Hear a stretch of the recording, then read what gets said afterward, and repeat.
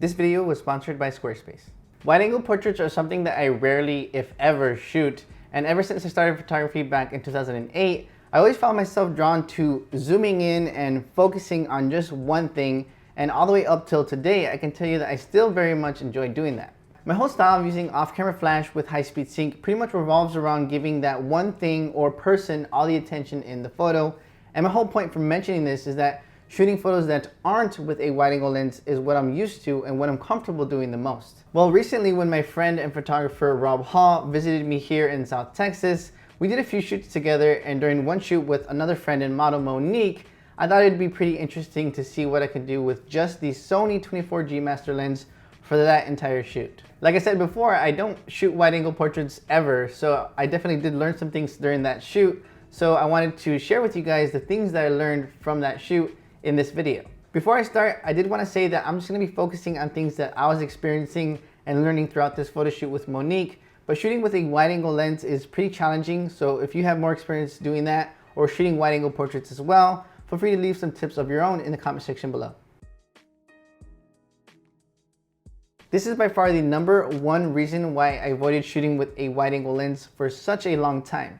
It's one thing to want to take photos at a beautiful location and display that location in your photos along with your subject, but an entirely different thing if you just want to take photos in an uglier location, like an ugly backyard, for example, which is what I did for years while learning. But to keep this video simple, let's just say that you are going to shoot somewhere nice. This is pretty self-explanatory, but by shooting wide, you're going to be capturing a lot, and there's going to be a lot of potential for little things that you might not catch at the shoot to sneak into your photos. You can end up getting that one guy sitting in the background of all your shots in the same spot for an hour and a half, or you can get that bright red minivan sitting right in front of those beautiful fountains that you wanted to take photos of, and you might even get those group of yellow pedestrian walking signs grouped together in the same spot for some reason. You'd be correct in assuming that all of those different things happened to me during my photo shoot with Monique. I just really wanted to emphasize that you gotta do your best to stay clear of anything too distracting in the background that might steal away attention from your subject and scene altogether. The angle of the shot can actually really help minimize the things going on in the background, which leads me to my next tip. I don't think it's a coincidence that the photos I took at a low angle ended up being some of my favorites from the photo shoot with Monique. As I mentioned in the last tip, you can find yourself easily riddled with distractions going on in the background in any scene when shooting wide, but one thing that can really help is getting low to the ground and essentially hiding those distractions. In this behind the scenes photo, you can see that red minivan I mentioned earlier showing up in the background. And in this final shot, I got low enough so that the minivan didn't appear, but it's something that can sneak up on you if you aren't paying attention. In this next photo, you can see that's exactly what happened to me as the minivan shows up slightly to the left of Monique. It's definitely something minor and easily removable in post, but doing post work shouldn't be the goal here, and you should always aim for the best straight at a camera shot. So if you're having trouble shooting wide at your next shoot and there's a lot of distractions around, maybe get creative with some sitting poses, get low, and take some great shots. The distortion that you can experience with wide-angle lenses can be a bit of a double-edged sword. On one hand, you can experience some pretty unique perspectives that you just can't get with longer telephoto lenses. On the other hand, that distortion can lead to the subject getting warped a bit and looking odd if they aren't in the center of the frame when close to that subject. You can see in this close-up shot that Monique looks a little bit odd. Her head appears bigger than usual and her mid to lower sections are smaller as well. This was because I tried to shoot at a somewhat high position, and I had done so because in this shot taken before the distorted photo, I was further away and the distortion wasn't bad at all, but I was getting the lights hanging above her. I also wanted to show you guys this felt shot as well. I shot above thinking it would be cool to grab an overhead angle with the grass in the background, but the distortion was just a bit too much for me. Throughout the photo shoot, I was honestly struggling with the distortion the most out of anything else because I don't really experience that ever since I typically shoot with 85mm focal lengths and above. What I learned during the shoot and afterwards is that if I kept Monique's head towards the center of the frame or at least close to the center, the distortion was minimized. So definitely keep that in mind when shooting wide at your next shoot. The last thing I want to mention is that, as I said earlier, I used the Sony 24G Master lens for the shoot, and that lens handles distortion pretty well, but cheaper lenses might not handle it as good, and even wider angle lenses like a 16mm lens, for example, will have even more distortion. As you guys know, I love using HighSpeed Sync because it allows you to use a wide aperture during bright sunny conditions, so so you can blur out the background, which is something I do all the time with my 85mm lenses and my Sigma Art 105. One thing to consider is that when you shoot with a wide lens, you're more than likely only going to experience a little bit of a blurry background, since wider lenses have a deeper depth of field than longer focal lengths. Another thing to consider is because of the way that HighSpeed Sync works, your light experiences a power drop once you pass those high shutter speeds, and you aren't going to be able to use the light to its fullest potential when you use HighSpeed Sync. Since you aren't going to experience that much of a difference in depth of field, you're better off not using HighSpeed Sync and just stopping down your aperture instead.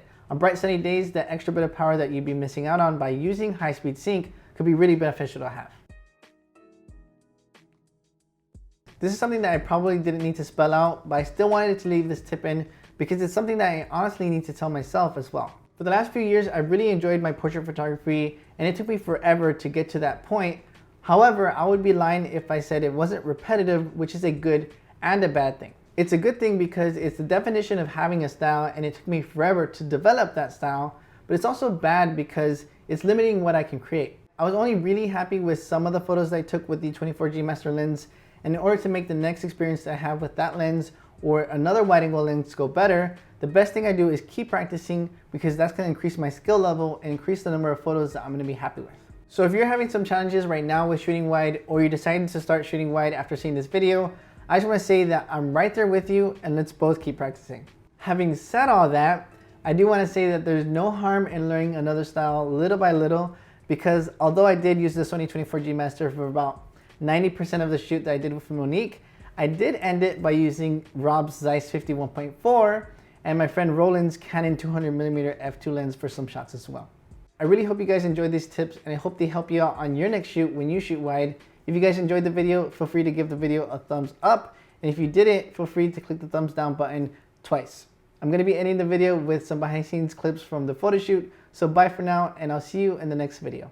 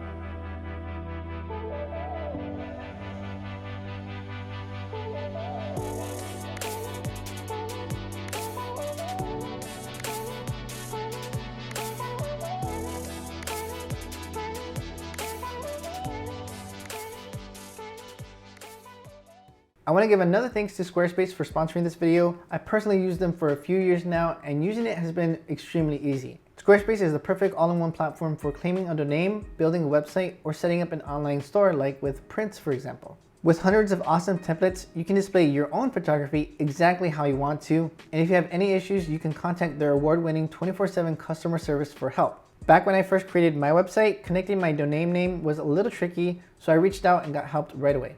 Head over to squarespace.com for a free trial to get everything set up, and once you're ready to launch, be sure to go to squarespace.com/FJH to save 10% off your first purchase of a website or domain.